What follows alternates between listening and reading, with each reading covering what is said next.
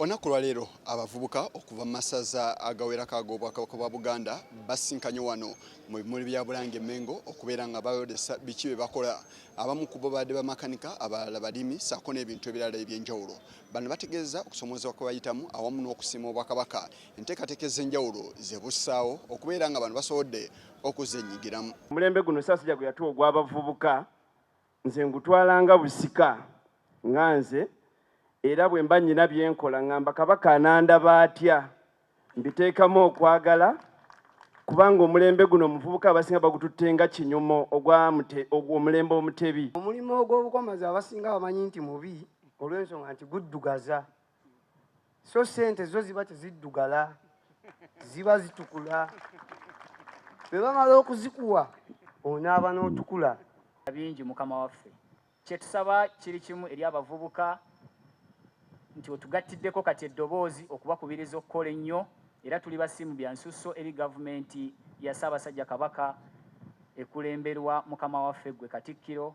Abakyala abali eyo musobola okuneeyuna ne muneegattako nammwe ne mwokya ebyuma. Si bizibu nnyo. Njokera Kitala amba gwe ndikwatirako mu lusuku lwange ajja kumpulira. Katikkiro wa Buganda Oweekitiibwa Charles Peter Mayiga alina entanda gy'abasibiridde omuli okutereka ku nsimbi ze bafuna si kyekyokka n'okwegendereza ensaasaanya yaazo awamu n'okubeera abagumiikiriza n'okussaayo omwoyo eri emirimu gye bakola. Ono agamba nti singa bino banaabitambulirako kijja bayambako mu kusobola okwekuuma awamu n'okwekulaakulanya. Ekikolera obwakitunzi ekikutunda mu bookolera bwe bwesigwa bwe bwerufu gwe mutindo omutuufu. Obwesigwa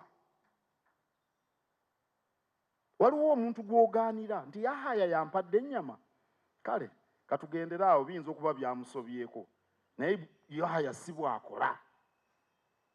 Ekyo kye kikola obwakitunzi okukira ekirala kyonna. Ensonga ey'okuna bugumiikiriza abavubuka baagala ebirungi n'okugaggawala naye bassebo ne bannyabo kambabuulire obugagga bulwawo okujja mu mbeera zonna. Ono takumyoko wabula era abasabye okubeera abagumiikiriza awamu n'okubeera abantu abaagala okubeera nga balina omutindo gwe beeyongera ku bintu bye batambuliramu. Ekikusindika okubaako omulimu gw'okola si kubeera na ssente nnyingi era ekinaakuyamba okugukuuma omulimu ogwo si kubeera na ssente nnyingi. Abantu bangi be tubabuuza lwaki tebalina kye bakola omanyi siina za kapitoolo. Lwaki waggalawo omanyi siina kapitoolo awera. Ye minisita ow'abavubuka mu Bwakabaka bwa Buganda avuddeyo n'abasaba okubeera nga bassa mu nkola ebyo byonna bye batuukiriza awamu n'okubeera nga bassaayo nnyo essira. Ono abasabye okubeera nga bye bakola babissaako nnyo essira awamu n'okusoomoozebwa kwe bayitamu okubeera nga bakozesa nga omukisa. Abavubuka mbakubiriza okutunulira emikisa egibeetoolodde.